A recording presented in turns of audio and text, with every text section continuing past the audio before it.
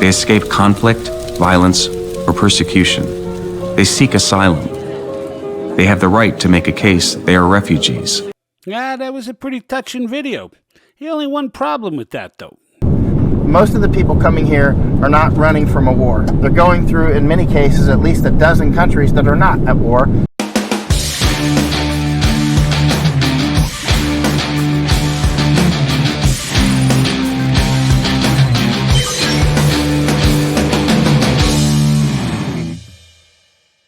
Last video we put up had Lara Logan, and we gave you a quote of something that she had said on a Steve Bannon War Room show, which referred to a high-level contact that she had inside the UN who was in a meeting, a high-level security, multiple security clearance needed meeting, where he heard with his own ears what the plan the UN had for U.S. migration was. And that plan was laid out by Lara in that video clip that we showed. And just to get us off on the right foot here, I'm going to play that clip again. Who is a very unique source, having infiltrated the globalist cult at the UN level, is that he was in high-level meetings that required a number of security clearances where they actually discussed the plan to bring 100 million people into the United States in order to pave the way for a regional government of US, Canada, and Mexico.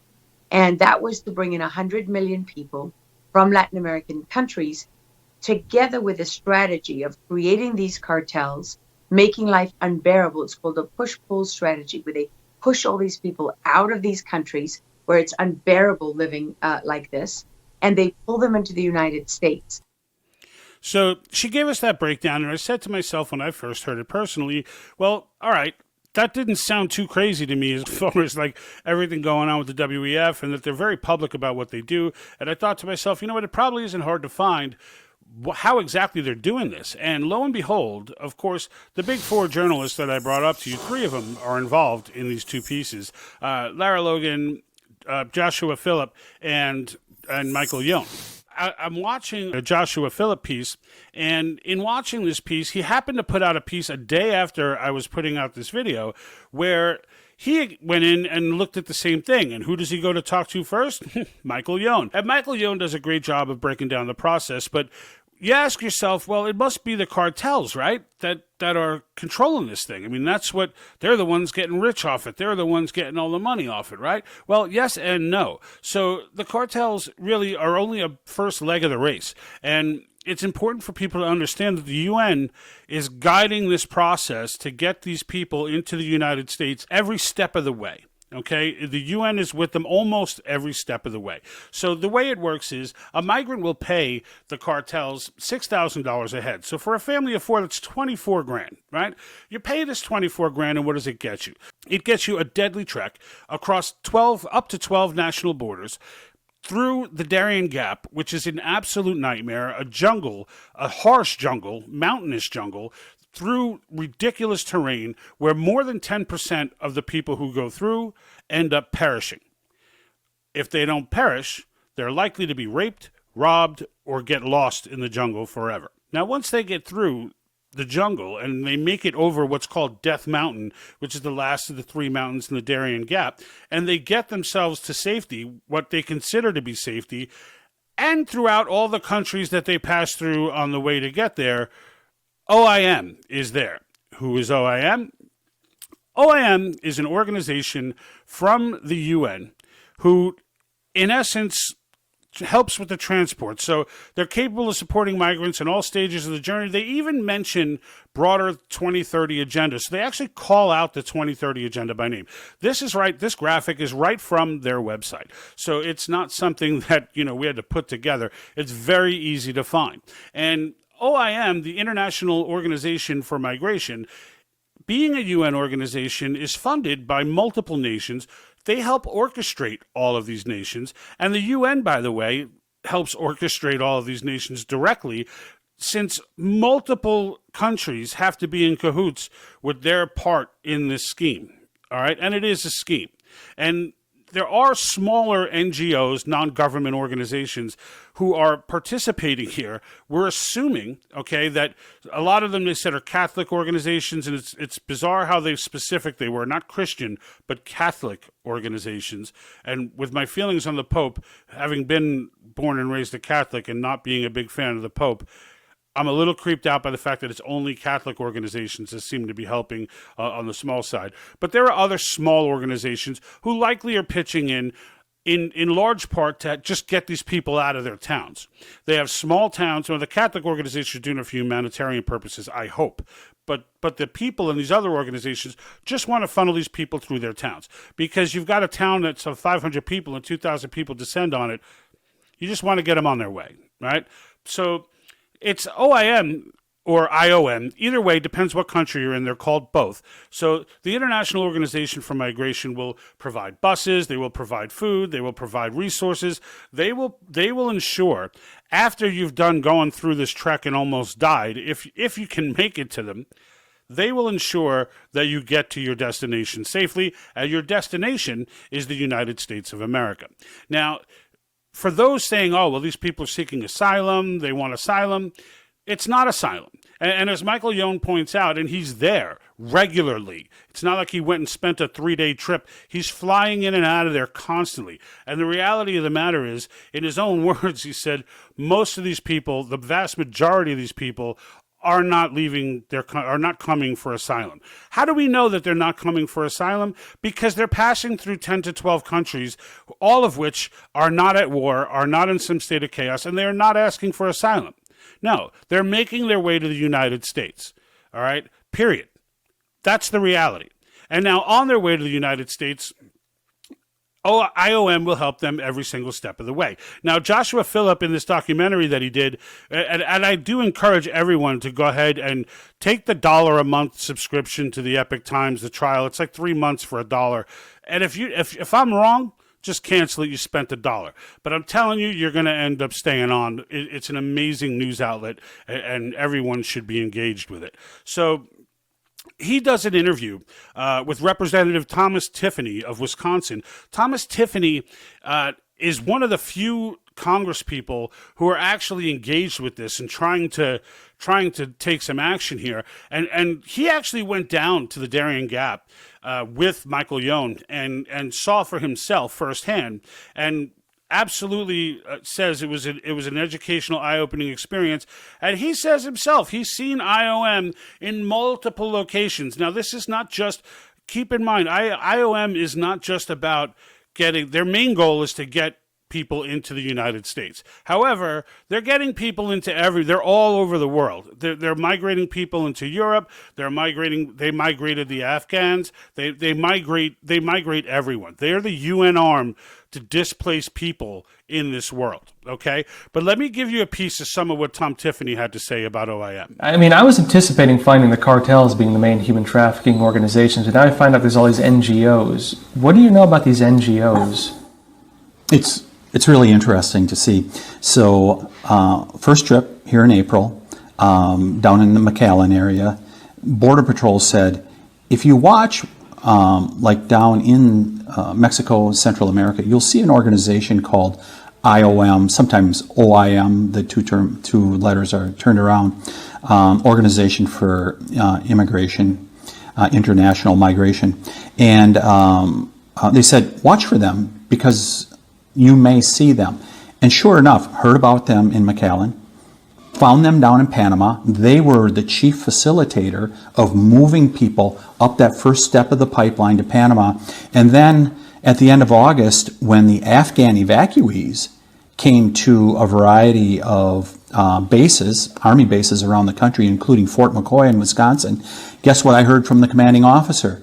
He said, yes, OIM will be here to facilitate resettling these people. So they're everywhere. Heard it in Panama, the end of May. Heard it once again in Wisconsin with the Afghan situation at the end of August. And IOM was there every step of the way. IOM was there every step of the way. All right. Now, the reality of the matter is the way this process goes down, and when he says every step of the way, he means it. IOM and other NGO, non-government organizations, the smaller ones are out there providing charter buses, provide all kinds of resources once they get over the border. But right before they get to the border, I want to show you a clip so Joshua Phillip heads down to a hotspot crossing area where they find all kinds of trash thrown into the dirt. And most of it is identification and things like that. Why? Because people are discarding all signs of wherever they were. So a lot of these people had spent up to a year or even 2 years in Mexico waiting for an opportunity to get across. And in doing so, they acquire these other IDs, these Mexican-style IDs, that basically just serve to prevent them from getting harassed in Mexico by the police while they're in waiting. So everyone is in on this, okay? Everyone is in on this. And so you say to yourself, all right, well, you find all these documents. Well, then you find a document from the UN, all right, which some of them just discard because they could care less, right? It's not even like they're appreciative of the people who are sending them over. As we went closer to the river, we started finding identifying documents covering the ground, including discarded ID cards, driver's licenses, passports, and others. What really stood out, though, were folders that could be found scattered amid the documents. So these are the files that they're provided. This is the UN logo. It's a UN agency for refugees. And so the United Nations gives them these pamphlets, huh? Correct. United Nations and Mexican government as well. So you can see, we put the little translation piece in there. You can see how it says right on there, like, make sure you're coming in, talking about being a refugee looking for asylum, if you're or that you're already considered a refugee and documented as a refugee, because we can't help you otherwise. So they're making sure, and there's other instructional information in there, and there's actually another gentleman who says they go further than that there are actually pamphlets out there that walk them through, like, where to pick up the buses, where they're going to drop you off, where to get onto the next bus, so this is an entire operation.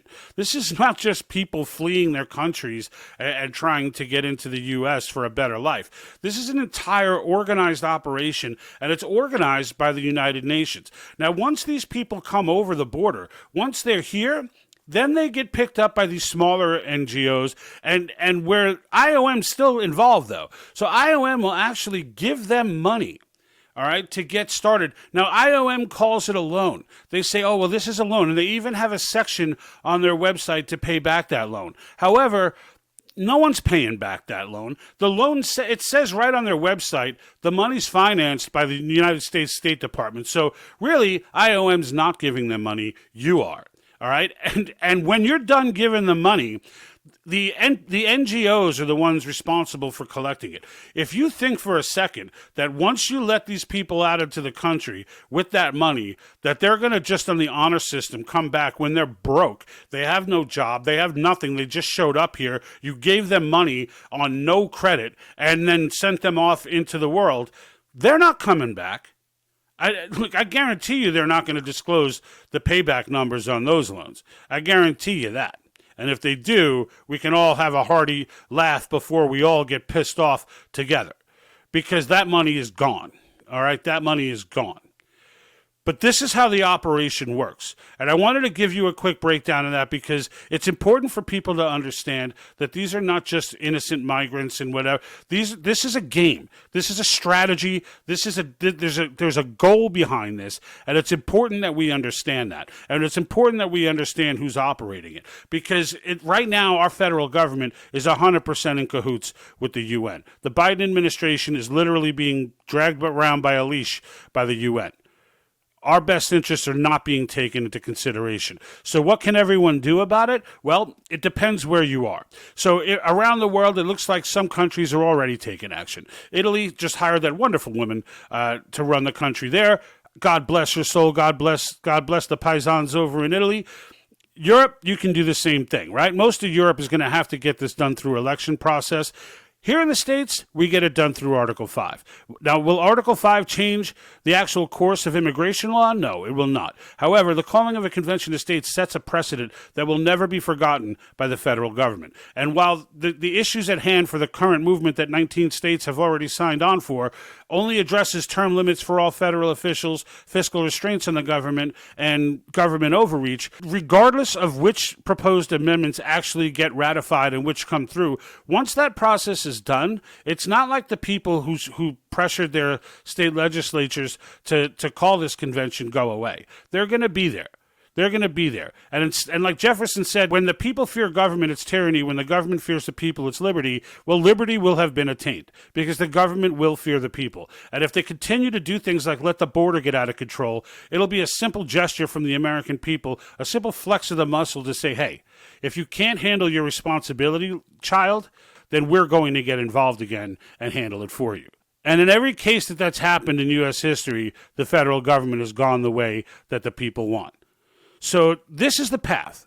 This is the path, right? Of course, elections matter. Everything matters. But in the end, this is the overarching piece to set the tone with the federal government. And not to mention the fact that if we're able to get fiscal restraints put in, if we repeal the 16th Amendment, eliminate the income tax, and eliminate the unholy alliance between corporate America and politicians, if we can go ahead and get a balanced budget amendment passed, these are things that will absolutely restrict Marxism to the point where it cannot function. It cannot function. If we're able to stop these regulatory agencies from becoming another arm of the executive without having to go through Congress so he can abuse his power with things like mandates, etc., without those tools, Marxism is incredibly difficult to put through. And as I've said once, I'll say a million times, save America, save the world. Without the United States, you're not getting anybody. So let's all get together in this fight. If you haven't gone and signed the petition, for those of you in the U.S., you can go to our website at www.thepatriotthinktank.com. It'll give you a list of states. You can see where your state is, what resolution they have on the table, or if they've already passed it, if they're one of the 19 that have already passed it. We need 34 in total. So if yours hasn't passed it, and even if it has, go to the other link and click sign the petition and make sure that you get your letter sent, which will be sent on your behalf to your representative. And they will also reach out to you to help see how you can help on the ground. We need as much help as we can get. We can no longer not be active. We have to be playing offense. All right? We have to be playing offense. On that note, I'm out. And like that,